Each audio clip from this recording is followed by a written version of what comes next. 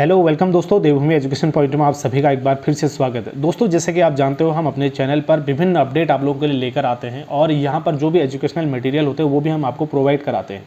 दोस्तों, आज का वीडियो जैसे कि आप देख रहे हो, पिछले कुछ दिनों से जो है 3-4 दिन हो गए हैं, बीआरपी सीआरपी के आवेदन हो रहे हैं। इस समय इसकी भर्ती आई हैं, लगभग 1000 के आसपास है, 955 पदों के लिए है। तो यहाँ पर 1000 के आसपास ये पदों के लिए विज्ञप्ति यहाँ पर जारी हुई है। इसमें आपको आवेदन करना है। इसकी जो भर्ती है वो इसके लिए जो भर्ती करवा रही है वो है कोई आउटसोर्स एजेंसी है जो उत्तराखंड की नहीं है। बेसिकली वो बाहर की एजेंसी है, ठीक है, यानी कि नेशनल लेवल की एजेंसी है, उसके द्वारा ये भर्तियां कराई जा रही है। अब जैसे कि आप देख रहे हो, पिछले कई भर्तियों से या काफ़ी समय से जो बॉबी पवार हैं उत्तराखंड के, वो हमेशा से जो है यहाँ के नौजवानों की, जो बेरोजगार नवयुवक हैं, उनकी आवाज़ उठाते आ रहे हैं। आपने देखा जो स्नातक लेवल की भर्तियां थी या विभिन्न अनेक प्रकार की जो भर्तियां थी जिसमें इतना बड़ा घोटाला सामने आया, उसमें बॉबी पवार का जो हाथ था, बहुत बड़ा हाथ था इस भर्ती को, इस घोटाले को उजागर करने में, ठीक है। यानी कि वो हमेशा से आवाज़ उठाते आए हैं, हम लोगों की, आप लोगों की आवाज़ बनते आए हैं। अब ये जो बीआरपी सीआरपी की भर्ती इस समय आई है, इसके बारे में भी उन्होंने आवाज़ उठाई है।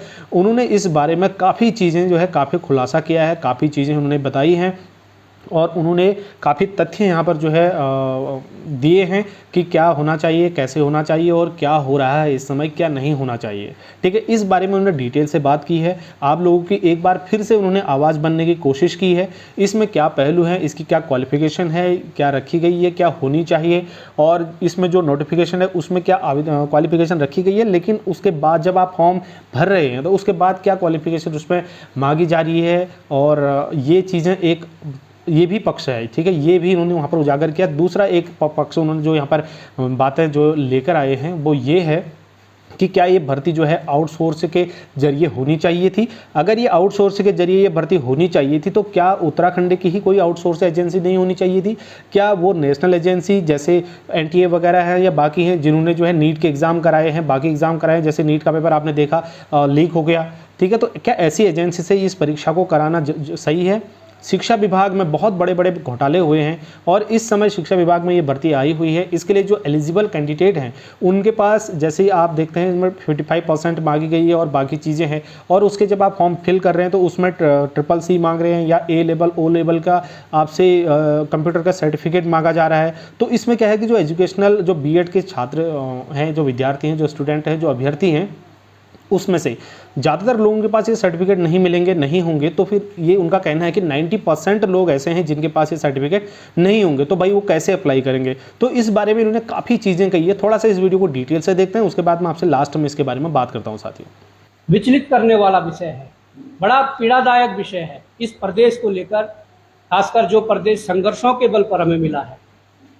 हम लोगों ने समय समय पर इस प्रदेश को बचाने के लिए, इस प्रदेश से भ्रष्टाचार को समाप्त करने के लिए, इस प्रदेश की जनमानस की आवाज़ बनने के लिए हमने समय समय पर सड़कों से लेकर मीडिया के माध्यम से या अनेकों माध्यमों से अपने संघर्ष को आगे बढ़ाया है। और इस संघर्ष में बराबर आप सभी मीडिया बंधुओं का सहयोग रहा है और आपके सहयोग से कई मामले उजागर हुए, कई मामलों पर कार्रवाई, और कई कार्रवाई होने के बाद इस प्रदेश के भीतर सुधार आया। आज मैं अपने आप लोगों को विषय की ओर ले जाना चाहता हूँ, विषय से अवगत करवाना चाहता हूँ कि हम लोगों ने पूर्व में बहुत से विभागों के भ्रष्टाचार उजागर किए और ऐसे ऐसे बड़े भ्रष्टाचार थे जिन भ्रष्टाचारों ने इस प्रदेश को कहीं ना कहीं बहुत बड़ा नुकसान पहुंचाया है। आज जो विषय है वो विषय शिक्षा विभाग के भ्रष्टाचार को लेकर है।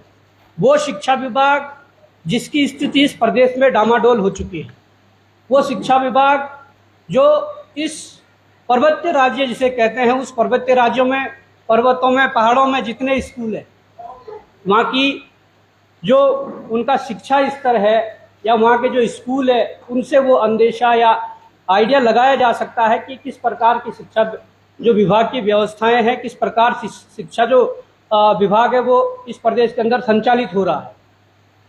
आज ये शिक्षा विभाग कुछ भ्रष्ट अधिकारियों की जकड़ में है, कुछ विभागीय मंत्री जो अखबारों की सुर्खियों में रहते हैं, अखबारों की सुर्खियों में रहते हैं कि हम शिक्षा विभाग के लिए ये कर रहे हैं, हम भ्रष्टाचार पर प्रहार कर रहे हैं, ऐसे विभागीय मंत्री धन सिंह रावत जी को भी सलाम करना चाहूँगा कि आपके विभाग में कितने ऐसे अधिकारी हैं जिन्होंने इस विभाग को बेचना शुरू कर दिया है, जिन्होंने इस विभाग को डुबोना शुरू कर दिया है।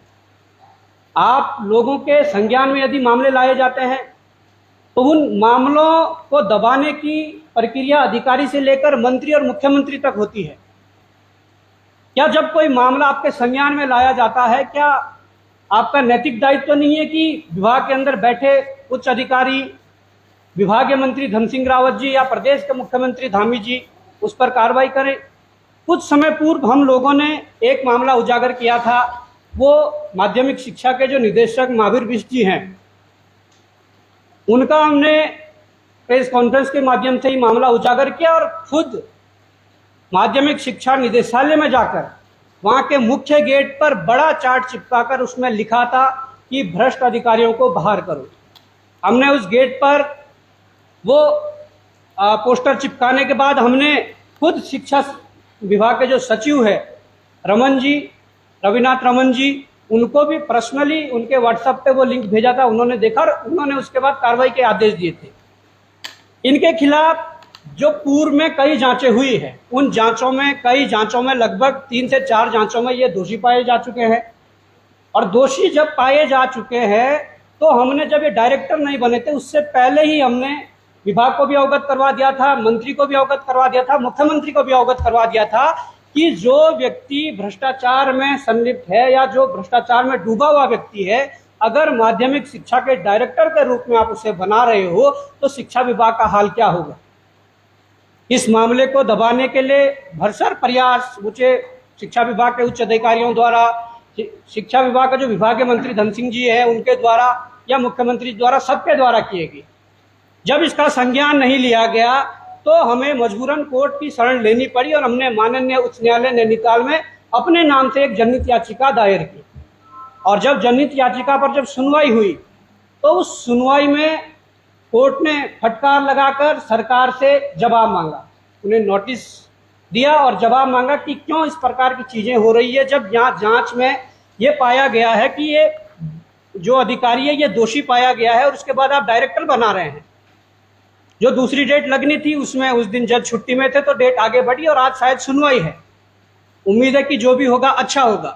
पर मैं ये भी कहना चाह रहा हूँ कि इस विषय को शुरुआत में इसलिए लेके आ रहा हूँ कि कोर्ट में जो जवाब दिया है उस जवाब में लिखा है कि उस समय बोर्ड के एग्जाम थे, हटाना संभव नहीं था, जबकि मामला पिछला दिसंबर 2023 का है। इन्होंने ये सारी चीज़ें बताई, पर आज जब कोर्ट में मामला लंबित है, कोर्ट ने फटकार लगा दी है, तो ताज़ा मामला ये है कि 21 जून 2024 के ये लेटर हैं। और जो ये लेटर हैं, ये एक लेटर नहीं कई लेटर हैं, इनमें कई नाम हैं जो स्थानांतरण किए गए हैं और महावीर सिंह बिष्ट के द्वारा किए गए हैं। ये उनका नाम है, साइन है, सब कुछ है। अब मैं ये कहना चाहता हूँ कि जब कोर्ट में इन्होंने मान लिया कि हाँ इनके खिलाफ ये दोष सिद्ध हो चुके हैं और हमने चार्जशीट दाखिल कर दी है, इस अधिकार के तहत महावीर सिंह बिष्ट स्थानांतरण कर रहे हैं, जबकि एक जो जांच है केवल स्थानांतरण के आधार पर वो दोषी पाए जा चुके हैं इससे पूर्व।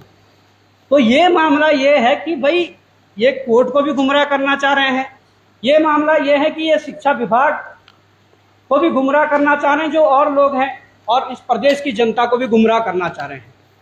ये शुरुआत मैंने यहाँ से की क्योंकि इस लड़ाई को हम आप लोगों के प्रेस के माध्यम से, सड़क के माध्यम से कोर्ट तक ले जा चुके हैं। ये शुरुआत इसलिए की।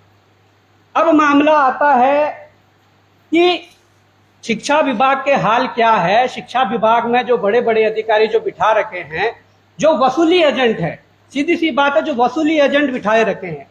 हमें विश्वसनीय सूत्रों से यह ज्ञात हुआ कुछ समय पूर्व कि हमारे इस प्रदेश में आउटसोर्स एजेंसियों का जो खेला है वो बड़े धड़ल्ले से शुरू हो गया है।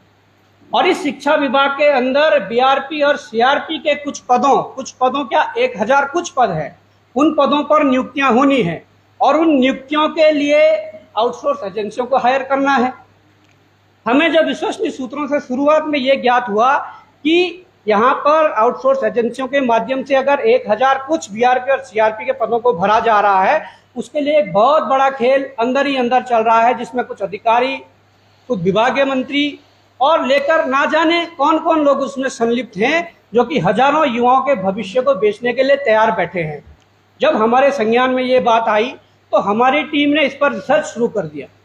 हमारी टीम ने जब रिसर्च शुरू किया तो हमने पाया, क्योंकि हम आज तथ्य लेकर आए हैं, हमारी टीम ने तथ्य निकाले और हमने पाया कि वास्तव में फिर से जो भर्ती घोटाले, जो चोरी चकारी, जो युवाओं के भविष्य को बेचने को लेकर जो एक परिपाटी शुरू हुई थी, उस परिपाटी पर यहाँ का शिक्षा विभाग और यहाँ की सरकार फिर से चल पड़ी है।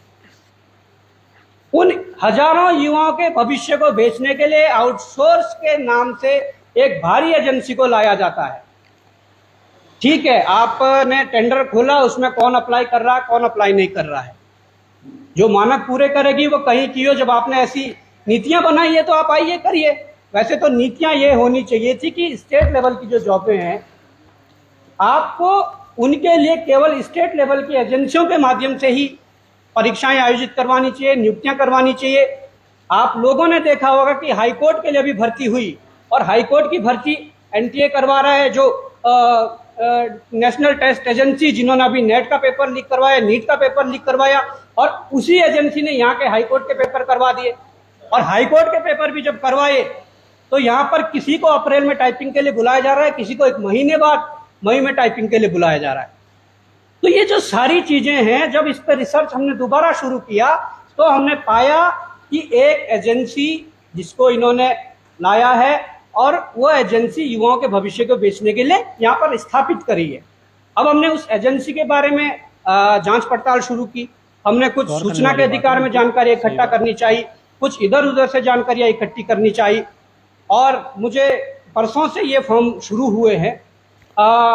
मुझे उसके बाद कुछ युवाओं के फ़ोन आए कि हमने जो फॉर्म है वो भरे नहीं जा रहे हैं, पर कुछ युवाओं के फ़ोन आए कि फॉर्म भरे जा रहे हैं, पर जो बाहर विज्ञापन में जो शैक्षिक योग्यताएं जो मानक दिए गए हैं, अंदर जब फॉर्म को खोला जा रहा है तो उसमें ना जाने CCC मांगा जा रहा है, पता नहीं B लेवल मांगा जा रहा है, O लेवल मांगा जा रहा है, C लेवल मांगा जा रहा है।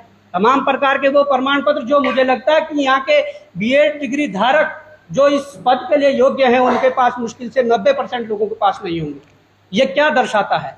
क्या ये सेटिंग उस एजेंसी ने ऐसी करके आई है कि हमारे अपने बंदे जो होंगे उनको सेटल करने के लिए हैं? जब हमें ये सूचना मिली तो हमने एजेंसी के बारे में जानकारी इकट्ठी की।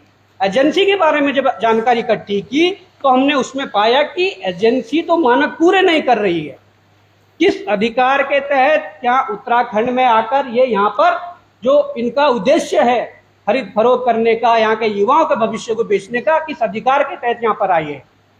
हमने पाया कि इसमें शिक्षा विभाग के उच्च अधिकारियों से लेकर विभागीय मंत्री से लेकर तमाम प्रकार के लोग संलिप्त हैं, जो ये कह रहे हैं कि आप भर्ती करवाइए, आपके मानक पूरे हो ना हो हमारे ऊपर छोड़ दीजिए, क्योंकि ये उत्तराखंड है। यहाँ पर बातें सामने आती है, खुलासे होते हैं, पर जांच तो हमने करनी है। जांच हम जब करेंगे नहीं तो कार्रवाई क्यों होगी? ये आश्वासन कंपनी एजेंसियों फर्मों को दिया जा रहा है। अब मैं आपको बताऊंगा कि ये जो कंपनी है, इस कंपनी की जब जानकारी मिली तो हमने उत्तराखंड बेरोजगार संघ के लेटर हेड पे मैं खुद गया। डायरेक्टर वंशीधर तिवारी से मैं शिक्षा निदेशालय जब गया तो उनसे मिला।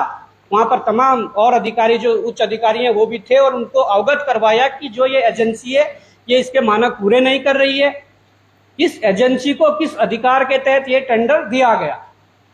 और दूसरी बात है कि जो उत्तराखंड की एजेंसियां थी जो मानक पूरे कर रही थी, उन एजेंसियों को आपने पीछे कर दिया और एक बाहरी एजेंसी को लाकर जो मानक पूरे नहीं कर रही है उसको आपने टेंडर दे दिया। कितनी बड़ी बात है। आज जो लड़ाई इस उत्तराखंड के भीतर लड़ी जा रही है, चाहे अपने संसाधनों को बचाने की लड़ाई है, भू कानून मूल निवास की लड़ाई है, यहाँ के युवाओं को, स्थानीय युवाओं को रोजगार देने की बात है, वो सारी लड़ाइयाँ हैं। वो तो यहाँ पर साफ दिख रही है कि स्थानीय कंपनियों को, फर्मों को बाहर करके भारी कंपनी जो मानक पूरे नहीं कर रही है, वो मैं बता रहा हूँ कि कैसे मानक पूरे नहीं कर रही है। हमने ये लेटर दिया, इसमें 5 बिंदु हमने उन्हें दिए। हमने उन्हें एक बिंदु ये भी दिया कि विभाग से सूचना के अधिकार में दी गई सूचनाओं के आधार पर पाया गया अलंकृत लिमिटेड की निविदा को बिना EMD धरोहर राशि को स्वीकार किया गया, जबकि अलंकृत लिमिटेड मध्यम उद्यम कंपनी है, जबकि EMD धरोहर राशि में छूट केवल सूक्ष्म एवं लघु उद्यम कंपनियों को है। हमने ये पहले उनसे सूचना में मांगा और सूचना में उन्होंने जो दिया, सूचना में उन्होंने हमें जो दिया, उन्होंने हमें सूचना में जो दिया वो ये दिया कि भाई हमने मांगा कि इन्हें ईएमडी जो भरी है वो आप दे दीजिए कि किस प्रकार से है। उन्होंने ये दिया, इन्होंने भारत सरकार सूक्ष्म एवं लघु मध्यम उद्यम मंत्रालय MSME वाला सर्टिफिकेट भेज दिया कि ये इसमें रजिस्टर्ड है और इसलिए इनको छूट दी गई है। अब इनकी जो शर्तें हैं वो मैं आपको बताना चाहूँगा कि MSME में माइक्रो, स्मॉल और मीडियम तीनों प्रकार की कंपनियां हैं, पर जो इसमें EMD में जिस कंपनियों को छूट होती है वो केवल माइक्रो और स्मॉल जो लेवल की कंपनियां हैं उनको EMD में छूट दी जाती है। ये इनके अपना जो नियमावली है वो कहती है। जब ये कहती है तो इसमें पाया गया कि जो ये अलंकृत जो लिमिटेड कंपनी है ये मीडियम वर्ग की कंपनी है। मध्यम वर्ग की कंपनी है तो बिना धरोहर राशि के इसे कैसे एंटर होने दिया, सबसे बड़ी बात पहले ये है। अब मैं ये कहना चाहूँगा कि इतनी बड़ी गलती, और गलती हो गई थी, पर हमने जब सूचना दे दी थी तो उसके बाद क्यों इस पर कार्रवाई नहीं हुई, क्यों इस बात को संज्ञान में नहीं लिया गया? क्या इतना बड़ा खेल, ये करोड़ों का खेल है। करोड़ों के खेल के साथ साथ क्या अपने लोगों को फायदा पहुंचाने का खेल है जिनकी नियुक्तियां होनी है, सबसे बड़ी बात है। अब इसमें मांगा गया था कि जो एक तो मांगा गया था कि भाई लघु और जो सूक्ष्म जो कंपनियां हैं उनके लिए EMD में छूट होगी, बाकियों के लिए नहीं। अब इसके पास ये मीडियम जो वर्ग की कंपनी है इसके लिए छूट नहीं थी, पर इन्होंने EMD नहीं लिए। नंबर 1 पॉइंट यहाँ पर ये गलत है, यहाँ पर मानक पूरे नहीं कर रही है। दूसरी सबसे बड़ी जो शर्त है, सबसे बड़ी शर्त ये रखी गई थी कि जो भी कंपनी आवेदन करेगी, जिस भी कंपनी को ये टेंडर मिलेगा, उस कंपनी के 3 फाइनेंशियल ईयर, लास्ट 3 ईयर्स जो है वो कंप्लीट होने चाहिए। 3 साल का ऐसा अनुभव होना चाहिए जहां पर इन्होंने सेवा दी हो। तमाम प्रकार की 101 कंपनियों ने अप्लाई किया, उसमें से इन्होंने छंटनी की। पर जब इसका हमने देखा कि लास्ट 3 ईयर्स का जो इनका जो एक्सपीरियंस है, अनुभव है, क्योंकि इन्होंने एक शब्द है एग्जीक्यूटिव, जो शब्द है उसमें मुझे लगता है कि उस शब्द की परिभाषा इन्होंने बदल दी है। उसका मतलब होता है कि निष्पादित होना और कार्य पूर्ण होना। मतलब अगर कोई मैं फॉर्म भर रहा हूं और मुझसे मांगा गया कि BA की डिग्री कंप्लीट कीजिए, तो मैं डिग्री कंप्लीट ही दूंगा। कहा गया था कि 3 साल जहां सेवा दी है वो अनुभव प्रमाण पत्र लगाइए, वो अनुभव प्रमाण पत्र चाहिए, तो 3 साल कंप्लीट होना चाहिए था। अब हमने जब देखा, हमने जब इसकी जांच पड़ताल की और जब निकाला, ये सूचना का अधिकार हमने लिया है। उसके बाद जब देखा गया तो इस कंपनी ने जो एक्सपीरियंस इसमें लगाया है, जो अनुभव लगाया है, वो भी पूरा नहीं हुआ है। मजे की बात यह है कि इस कंपनी ने जो दर्शाया है कि हम यहाँ सेवा दे रहे हैं, वो 12 दिसंबर 2022 से 11 दिसंबर 2025 को इनकी सेवा पूरी होगी, तब जाकर वो 3 साल का सर्टिफिकेट मिलेगा, तब जाकर आप पात्र होंगे, तब उस मानक को पूरा करेंगे। अब इसमें क्या मंत्री धन सिंह जी खुद इन्वॉल्व हैं? जो बिना मानक के अपात्र जो कंपनी है, उस कंपनी को आप जोर जबरदस्ती टेंडर दे रहे हैं। जिस कंपनी के पास पूर्व में 3 साल का कंप्लीट जो अनुभव नहीं है, एक्सपीरियंस नहीं है, उसको आप कैसे दे रहे हैं? हो सकता है कि इस बीच जो अभी आज की तिथि से और कुछ ऐसा हो जाए कि इसे ब्लैकलिस्ट कर दें, कंपनी के साथ कुछ ऐसा हो जाए इसे टर्मिनेट कर दें, कुछ ऐसे लांछन लग जाए, कुछ ऐसे आरोप लग जाए, तो क्या तब भी ये कंपनी सही रहेगी? तो जब इनके पास पूरा अनुभव नहीं है, किस अधिकार के तहत उत्तराखंड की कंपनियों को बाहर करके बाहर की कंपनियों को लाकर यहां पर स्थापित किया जा रहा है, ये कैसी सोच है? ये पूरा खेल पूरा दिल्ली से चल रहा है, और दिल्ली से गुजरात की कंपनियां मंगाई जा रही है, दिल्ली से हरियाणा की कंपनियां मंगाई जा रही है, दिल्ली से NCR दिल्ली की कंपनियां मंगाई जा रही है, राजस्थान की कंपनियां मंगाई जा रही है, जिसके जीते जागते उदाहरण समय समय पर आप लोगों ने देखे हैं। अब मैं ये प्रश्न विभागीय मंत्री धन सिंह राव जी से भी करना चाहूंगा और उस अधिकारी से भी करना चाहूंगा जिससे प्रदेश के अंदर 4-4, 5-5 बड़े बड़े विभागों की जिम्मेदारी दी गई है। अगर आपके हिसाब से इस विभाग में इतनी बड़ी अनियमितताएं और उत्तराखंड बेरोजगार संघ ने आपको अवगत कराया कि आप गलत कर रहे हैं, क्योंकि आप लोगों ने जो ये कंपनी को टेंडर दिया ये मानक पूरे नहीं कर रही है। जिस कंपनी को टेंडर दिए हैं उसकी एएमडी जो राशि आपने ली नहीं है। तमाम प्रकार की जब अनियमितताएं हमने गिनाई तो उनको संज्ञान लेकर इसमें करेक्शन करके सही कर देना था। पर मुझे लगता है कि प्रेशर दिल्ली से इतना बड़ा है, अमित शाह जी ने या मोदी जी ने या दूसरे कोई मंत्री जी ने ये कहा होगा ये कंपनी मेरी है, मेरे व्यक्ति की है, उत्तराखंड में इस कंपनी को टेंडर मिलना चाहिए और यही होगा। और मैं कहना चाहता हूं कि ऐसा यहां पर नहीं चलेगा। यहां हो सकता है विपक्ष मरा हुआ हो, यहां हो सकता है पॉलिटिकल लोग इस प्रकार की आवाज ना उठाएं, परंतु उत्तराखंड बेरोजगार के संज्ञान में, भौवी पवार के संज्ञान में, भौवी पवार की टीम के संज्ञान में जब जब ऐसे मामले आए हैं हम लोगों ने जरूर ऐसे मामलों को उठाया है, क्योंकि ये प्रदेश हित का मामला है। यहाँ पर 1000 कुछ युवाओं की नियुक्ति होनी है और वो नियुक्ति ऐसे जिम्मेदार पदों पर होनी है जो बीआरपी और सीआरपी जो पूरे स्कूलों के लिए जो वो करेंगे, सर्वे करेंगे, जिनके अंडर में स्कूल रहेंगे। ऐसे जिम्मेदार लोगों के लिए जब ऐसे गलत तरीके की कंपनियों से जब कहीं ना कहीं नियुक्तियां होगी, चयन प्रक्रिया होगी, तो मुझे लगता है कि ये प्रदेश सही दिशा में नहीं जा रहा है और इस प्रदेश की लड़ाई के लिए ऐसे भ्रष्ट कंपनियों को लाकर इस प्रदेश को बेचा जा रहा है। बात इतनी सी नहीं है, बात मैं और भी बताता हूं। तो जब ये काम हुआ हमने तो केवल विरोध इस कंपनी का किया जिसे गलत टेंडर मिला था। हमने ये नहीं कहा कि तुम किसी कंपनी को टेंडर दे दो या इसे दे दो उसे दे दो। हमने ये कहा कि इसे गलत मानकों के रूप में टेंडर मिला, इसका निरस्त करके आप जिसका बनता दो। अब दूसरे व्यक्ति भी जो उसके पीछे थे, जिनका नंबर आना था, वो भी कोर्ट चले गए और ये कोर्ट का जजमेंट है और डबल बेंच का जजमेंट है। ये कोर्ट का जजमेंट है, ये मैं और आप और शिक्षा विभाग और ये तमाम प्रकार के लोग तय नहीं कर रहे। ये कोर्ट का जजमेंट है, इसमें चीफ जस्टिस रितु बाहरी जी और राकेश थपलियाल जी जो जज है, ये डबल बेंच का जजमेंट है और उसमें साफ साफ लिखते हैं, ये मैंने हाईलाइट किया हुआ है, इसमें लिखा हुआ है कि the petitioner is fully qualified for this contract, he will be concerned for the bid. मतलब जो दूसरा व्यक्ति इस कंपनी के अलावा जिसका नंबर अब आना है, जिसे टेंडर मिलना है, वो कोर्ट गया कि ये इसके मानक पूरे नहीं है और इससे ईएमडी राशि भी नहीं ली गई है, जबकि ये मध्यम वर्गीय कंपनी थी और इसे छूट नहीं थी। तमाम प्रकार की जो तथ्य उन्होंने कोर्ट में रखे और कोर्ट की डबल बेंच ने जजमेंट दिया उस व्यक्ति के लिए जिसका नंबर इसके बाद आना होगा। मुझे लग रहा है शायद वो उत्तराखंड की कंपनी है, जहां तक मैंने उस पर रिसर्च किया, वो यहीं की एक कंपनी है। वो कोर्ट गई और उन्होंने कहा कि भाई हमारा हक मारा जा रहा है, आपने गलत व्यक्ति को दे दिया। उसके पक्ष में double bench judgement, this is a fully qualify, मतलब आप क्वालिफाई और इस पर वो किया जाए। पर हमारे अधिकारी इतने समझदार हो गए हैं, इतने बड़े हो गए हैं, वो अपनी फिर एक बैठक बिठाते हैं और उस कोर्ट के जजमेंट पर चर्चा करके दोबारा उस कोर्ट के भी निर्णय को नकार के अपना आगे बढ़ जाते हैं। और जो मैं कह रहा हूं कि परसों से ये प्रक्रिया रजिस्ट्रेशन की शुरू हो गई है। तो क्या ये अधिकारी इतने बड़े हो गए हैं कि कोर्ट के जजमेंट को दरकिनार करके, इनके पास ऑप्शन था, अगर डबल बेंच का जो जजमेंट आया, इनके पास ऑप्शन था कि रिव्यू में जाते, रिव्यू पिटीशन डालते या सुप्रीम कोर्ट जाते। जब आपने ये दोनों चीजें नहीं की तो आपको तो ये कोई अधिकार नहीं था कि आप समिति बनाते, उसका वो करते और तमाम प्रकार की चीजें करते। अब यहाँ से भी ये चीजें हो गई।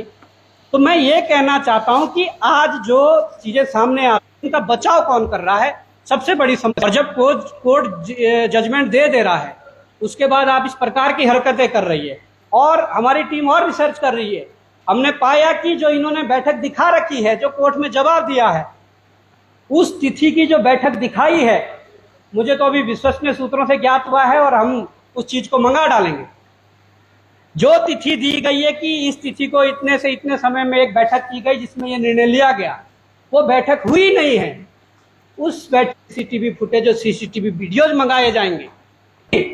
जिन 15-16 कर्मचारियों के, अधिकारियों के जिनके साइन है, सुद्धोवाला जेल में चक्की पीसेंगे, ये मैं बता रहा हूँ। ये मामला ऐसा नहीं है कि कोई व्यक्तिगत मामला है, ये मामला ऐसा नहीं है कि व्यक्तिगत मामला है, प्रदेश हित से जुड़ा हुआ मामला है, शिक्षा से जुड़ा हुआ मामला है, रोजगार से जुड़ा हुआ मामला है। और मैं यही कहना चाहता हूं कि महावीर डिस्क वाले मामले में हमने पहले सड़कों पर संघर्ष किया, फिर हम जनहित याचिका लगाकर हम कोर्ट गए, उसमें जजमेंट आया और फटकार लगाए और आज उसमें फाइनल डिसीजन होना है। आज कोर्ट में वो वीकली उसमें लगी हुई है और मुझे उम्मीद है कि आज बड़ी अच्छे तरीके से उसमें बहस होगी, सुनवाई होगी और कहीं ना कहीं हमारे इस प्रदेश की एक भ्रष्ट जो अधिकारी है उसके खिलाफ कुछ ना कुछ कोर्ट डिसीजन देगी। और इसके बाद इतने अधिकारी लाइन पर लगे हुए हैं, और आपने शायद इसका देखा नहीं कि कितने अधिकारी है। ये साइन देखो ना कितने, अब इतनों की दिखाइए कितने तारीख को हमने बैठक की है, और उस तारीख को बैठक ही नहीं हुई है। अरे जब बैठक ही नहीं हुई तो हम तो फुटेज मांगेंगे, हम वीडियोज मांगेंगे कि उस तारीख की, उस तिथि की, उस दिनांक की हमें वो दीजिए। तो मैं ये कहना चाहता हूं कि अगर विभागीय मंत्री ने वसूली एजेंट बिठाए हुए हैं तो मुख्यमंत्री जी क्या कर रहे हैं? क्या मुख्यमंत्री ने खुद वसूली एजेंट बिठाए हुए हैं?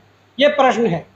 और वंशीधर तिवारी जो मुख्य रूप से इसमें हैं, जिनको हमने अवगत भी करवाया, भाई गलत हो रहा आप सही कर दीजिए, उन्होंने सही करने की बजाय इस प्रकार की चीजें कर रहे हैं।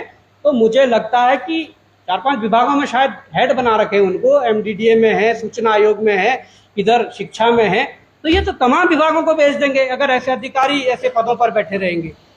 तो आज आप लोगों के सामने इस विषय को रखने का ये उद्देश्य था कि ये प्रदेश वास्तव में जिस भ्रष्टाचार की आग में लड़ते आ रहे हैं, को है कि वो भ्रष्टाचार की लड़ाई तो जारी रहेगी, और आपको ये तय करना है कि इस भ्रष्टाचार की लड़ाई में कौन कौन साथ रहेगा। इन लोगों ने इस प्रदेश को बेच दिया है, इन लोगों ने इस प्रदेश का बंटाधार कर दिया है। यहाँ खनन भी भारी हैदराबाद से कंपनी को लाकर पूरा कर दिया है। खनन तो लेबर तक हैदराबाद से आ रही है, तो हम जाएंगे। ये तमाम बिंदु हैं, वो चीजें करने लग जाएं तो बहुत कुछ हो जाएगा। और ये आपको अवगत करवाना था, आपके संज्ञान में लाना था। ऐसे तमाम प्रकार के अधिकारियों की और पूरी टीम लगी हुई, आप लोगों के माध्यम से, मीडिया के माध्यम से प्रदेश की जनता के सामने ऐसी चीजें रखेंगे। तो ये विषय था, और इस विषय को हमने समझा कि बहुत जरूरी है, बहुत गंभीर विषय है, और आप लोगों के सामने हमने रखना चाहा। इसीलिए आप लोगों के सामने आज यहाँ पर प्रेस कॉन्फ्रेंस आयोजित की गई।